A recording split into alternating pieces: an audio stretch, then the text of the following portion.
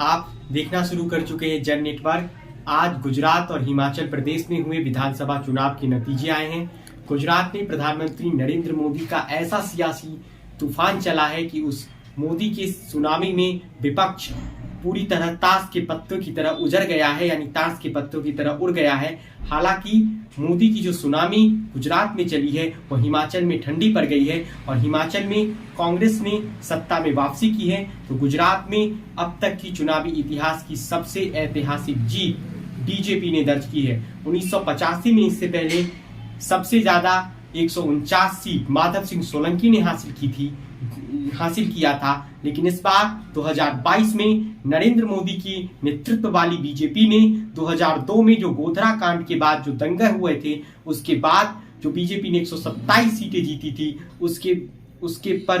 उससे भी ज्यादा इस बार 157 सीटें गुजरात में बीजेपी अब तक जीतती हुई दिख रही है। कांग्रेस केवल 17 सीटों पर सिमट गई है, तो आम आदमी पार्टी जो पहली बार गुजरात में चुनाव लड़ रही थी वो 5 सीटों पर और अदर्स के खाते में 2 सीट आई हैं, जिसमें समाजवादी पार्टी का भी गुजरात में खाता खुल गया है। गुजरात में नरेंद्र मोदी के आगे विपक्ष की एक सारी रणनीति धरी की धरी रह गई है। ब्रांड मोदी के आगे, मोदी मैजिक के आगे विपक्ष पूरी तरह से धाराशाही हो गया है। बीजेपी को इस बार करीब 54% वोट मिला है, कांग्रेस को मात्र 27% और पहली बार चुनाव लड़ रही आम आदमी पार्टी जिसने 13% वोट हासिल किया है। और इसी के साथ आम आदमी पार्टी देश की एक नई राष्ट्रीय पार्टी बन गई है।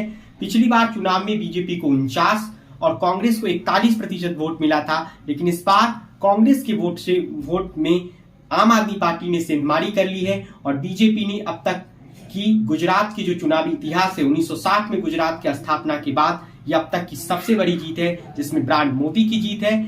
इस जीत में कई अहम फैक्टर है, उसमें पाटीदारों ने बीजेपी को खुलकर साथ दिया है।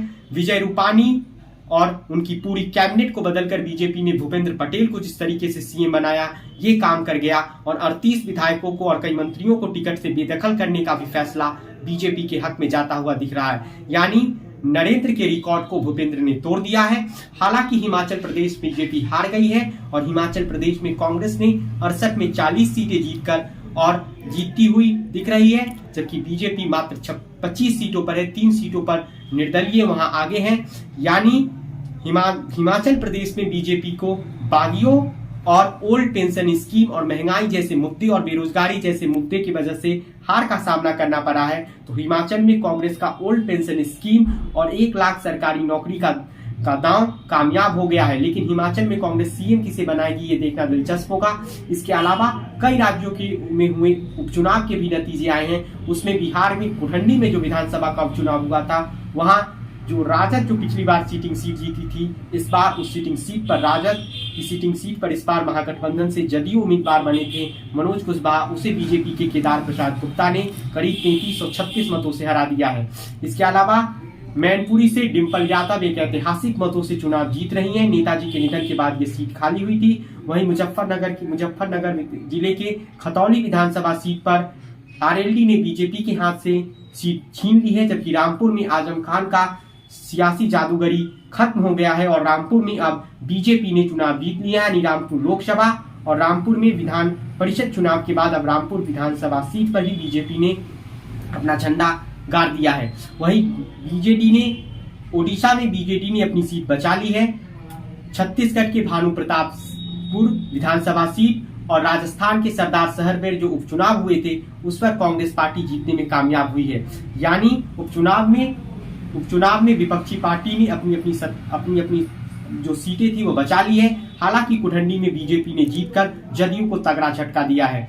इस जो छत्तीसगढ़ में भानु प्रताप सीट पर उपचुनाव हुआ है उससे जो 1 साल के बाद विधानसभा चुनाव होने हैं छत्तीसगढ़ और राजस्थान में, उसको लेकर सियासी मैसेज दिया गया है। वहीं अखिलेश यादव और शिवपाल सिंह यादव के बीच जो सियासी दूरियां खत्म हुई उसके बाद मैनपुरी और खतौली की जीत ने समाजवादी पार्टी को एक नई ऊर्जा दी है। वहीं 2024 चुनाव को लेकर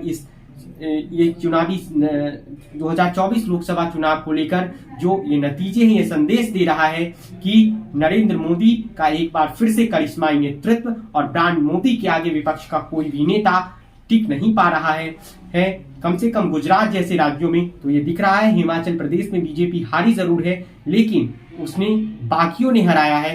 बीजेपी और कांग्रेस के बीच वोट प्रतिशत में सिर्फ 1% का फासला है। हालांकि ओल्ड पेंशन स्कीम बीजेपी के लिए आने वाले दिनों में सिरदर्द बनता हुआ दिख रहा है। तो क्या ये चुनावी नतीजे जो आने वाले विधानसभा चुनाव होने हैं, 2023 में करीब 10 राज्य और केंद्र शासित प्रदेश में चुनाव होना है और 2024 लोकसभा चुनाव को लेकर बीजेपी की राह आसान कर सकती है। तो कांग्रेस के लिए गुजरात में सियासी वजूद जो है वो कांग्रेस पार्टी का जो है उस पर खतरा मंडराने लगा है। हालांकि हिमाचल प्रदेश जीतकर कांग्रेस के जख्म पर मरहम लग सकता है।